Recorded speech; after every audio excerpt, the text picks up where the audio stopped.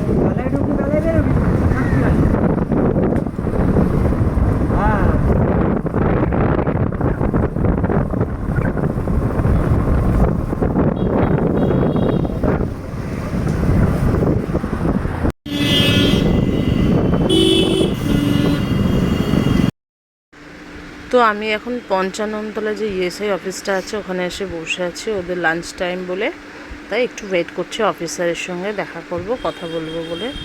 তাই ভাবলাম একটু বসে বসে ভিডিও করে নিই, টাইমও কাটছিল না। তো বসে বসে একটু ভিডিও করছিলাম, তোমাদেরও দেখাচ্ছিলাম যতটুকু পেরেছি, কারণ অনেক জায়গায় তো পারমিশন থাকে না সে ফটো তোলার বা ভিডিও করার, তাই জন্য এতটুকুই করেছি লুকিয়ে লুকিয়ে। তো বন্ধুরা দেখতেই পাচ্ছ দাদার ব্যান্ডেজ এখন কাটছে। তো এবার আজকে ড্রেসিং করবে, অপারেশনের পরে ফার্স্ট ড্রেসিং। তো দাদা এসছেন হসপিটাল থেকে, অ্যাপেক্স হসপিটাল থেকে ওনাকে পাঠিয়েছেন, যিনি অপারেশন করেছেন স্যার উনিই পাঠিয়েছেন। তো এবার দাদার ড্রেসিংটা করবে। সেলাইটাই ফার্স্ট টাইম দেখবো কীভাবে সেলাই করেছে। তো সবে 2-3 দিন হয়েছে। তো এই দেখো কীভাবে ব্যান্ডেজটা খুললো। একটু ব্লিডিং বোধহয় হয়েছিল ড্রেসিং অবস্থায় রাখার পর, হসপিটালে এটা করে দিয়েছিল। তো এখন দাদা ড্রেসিং করছে সেলাইয়ের ওপরে, একটু একটু রক্ত বেরোচ্ছে। দাদাও এখানটা সহ্য করতে পারছে না। ও দেখো কীরকম করছে, খুব লাগছে তো আসলে। ওখানে একদম ডলে ডলে মানে চেপে চেপে ইসে করছে, তো যাতে ব্লিডিং থাকলে গজ কাপড়টায় চলে আসে, তার জন্য মানে ওরও খুব লাগছে। এই যে দেখছো না কীরকম এক্সপ্রেশন করছে, যে অসম্ভব লাগছে, কিন্তু কিছু করার নেই, সহ্য তো করতেই হবে। এত বড় একটা অপারেশন হয়েছে, ঠাকুর ঠাকুর করে সব কিছু ভালো হয়ে যাক।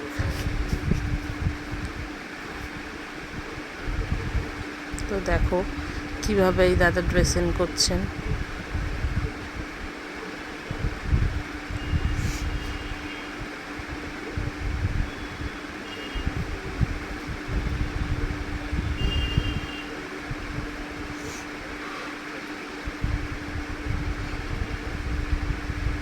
জাস্ট বেটাডাইন দিয়েই ওয়াশ করছে সেলাইয়ের জায়গাটা, কিন্তু মানে গজ কাপড়গুলো যখন সেটিং করবে না, ওটা খুব টাফ। মানে কি সুন্দরভাবে সেট করে করে ড্রেসিং করে দেবে। এটা আবার যেদিনকে সেলাই কাটবে সেদিনকে খুলবে এই ব্যান্ডেজটা একেবারে। তো ওর মুখের সেটা অনেকটাই কিওর হয়ে গেছে, মুখটা যে ছুলে গেছিলো এখন অতটা বোঝা যাচ্ছে না, কিন্তু পাটা ভীষণ এখনও ব্যথা রয়েছে, এক্সারসাইজ করতে গেলেও সমস্যা হচ্ছে। আসলে সবে তো একটা জিনিস অ্যাডজাস্টমেন্টেরও একটা ব্যাপার আছে, সবে অপারেশন হয়েছে।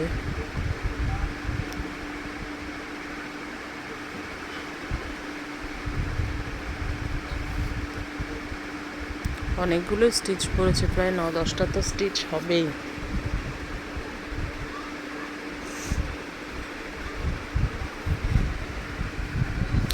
তো আমি বসে বসে ভিডিও করছিলাম।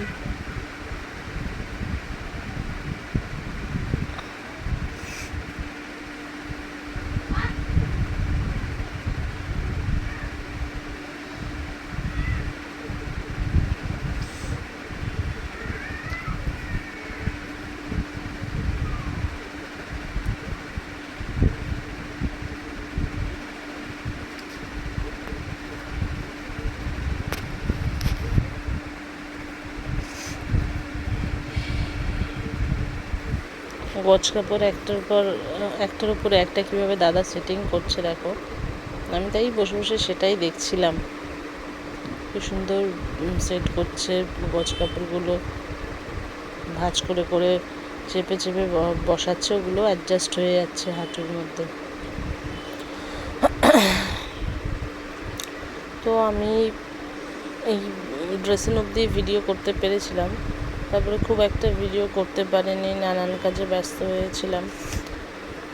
তাও যতটা পাচ্ছি তোমাদের ভিডিও করছি, তোমরা আমার পাশে থেকো, আমাকে সাপোর্ট করো।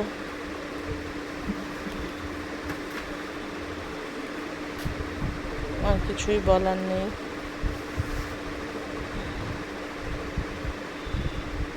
তবে ঠাকুরের কাছে আবারও বলছি, প্রে করো যাতে ও খুব তাড়াতাড়ি সুস্থ হয়ে ওঠে, তাড়াতাড়ি রিকভারি করে। ও চেষ্টা করছে নিজেকে রিকভারি করার।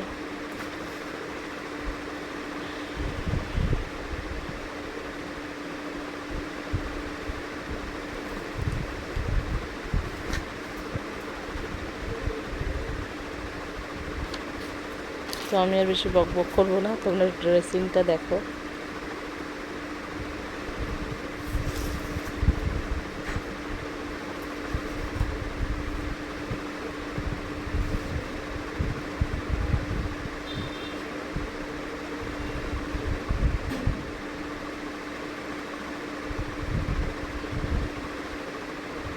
তো ড্রেসিংটা প্রায় হয়েই এসছে শেষের দিকে। এই দাদা এই ব্যান্ডেজটা লাগাবে, এটার ওপর দিয়ে সেট করে দেন ড্রেসিং কমপ্লিট হয়ে যাবে। তো দাদা মাপ নিচ্ছে যে কতটা ওর পায়ে লাগবে।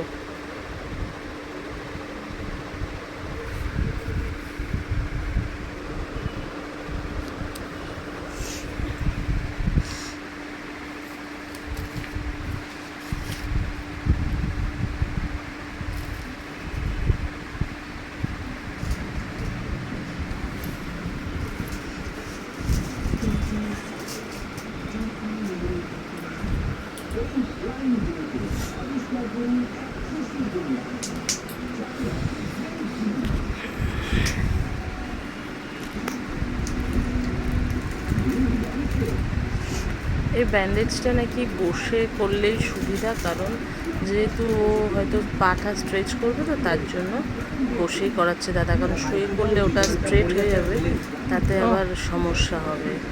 যখন উঠবে তখন ব্যান্ডেজটা খুলে যাওয়ার প্রবলেম থাকবে, তাই জন্য দাদা বললেন যে বসে করলে কি তুমি তো পা ব্যান্ড করলেও ব্যান্ডেজটা খুলে যাবে না, এরমভাবেই ও সেট হয়ে থাকবে। তো আজকের ভিডিওটা আমি এই অবধি শেষ করব, এর থেকে বেশি লেন্দি করলাম না, অত অবধি থাক। আর তোমরা আমার চ্যানেলটাকে লাইক করো, সাবস্ক্রাইব করো, শেয়ার করো, আমার পাশে থেকো, বন্ধুদেরও বলো আমার চ্যানেলটা যাতে